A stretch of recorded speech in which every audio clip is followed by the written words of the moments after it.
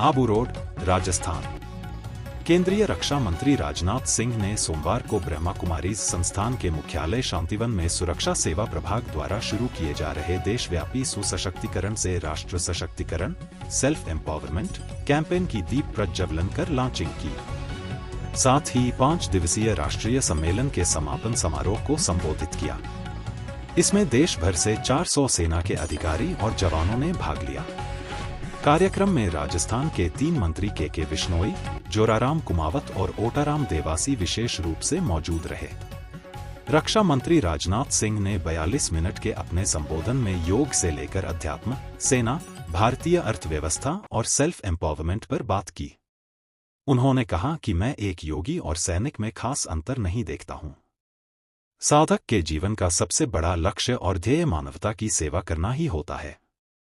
सैनिक और साधक दोनों एक सुरक्षित, बेहतर और शांतिपूर्ण समाज की स्थापना के लिए कार्य करते हैं।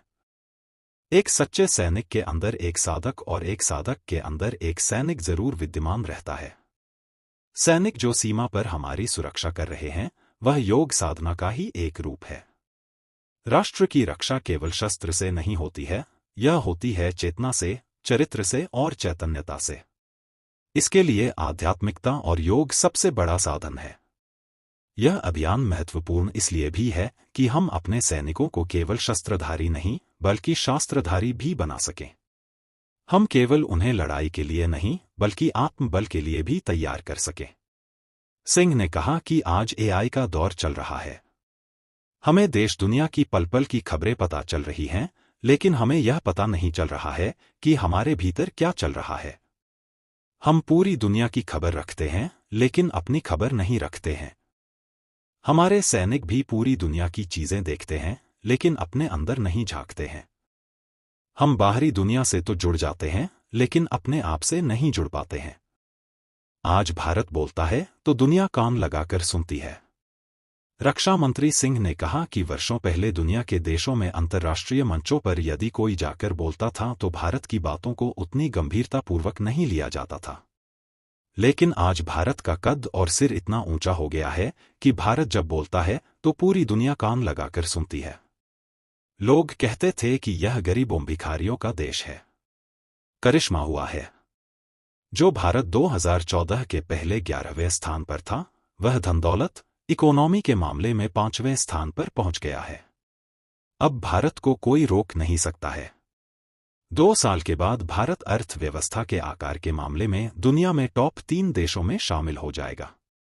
मुझे लगता है कि आजादी के 100 वर्ष पूरे होने तक भारत शिखर पर होगा। यह सब इसलिए हो रहा है कि हमारी सीमाएं सुरक्षित हैं। शायद इस स्थान पर कोई बहुत शातिर भी आ जाए और हमारी ब्रह्म कुमारी बहनें जो यहां पर मौजूद हैं, इन लोगों का सानिध्य मिल जाए, इन लोगों की बातें सुन ले, वह भी सन्यासी बन जाएगा।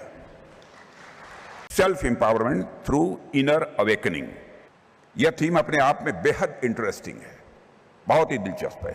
पूरी दुनिया में जिस प्रकार की स्थितियां अभी हैं, उसे देखते हुए यह थीम और भी रेलेवेंट हो जाती है और भी प्रासंगिक हो जाती है। मैं तो कहता हूं कि सज्जन लोगों की बात तो छोड़िए, शायद इस स्थान पर कोई बहुत शातिर भी आ जाए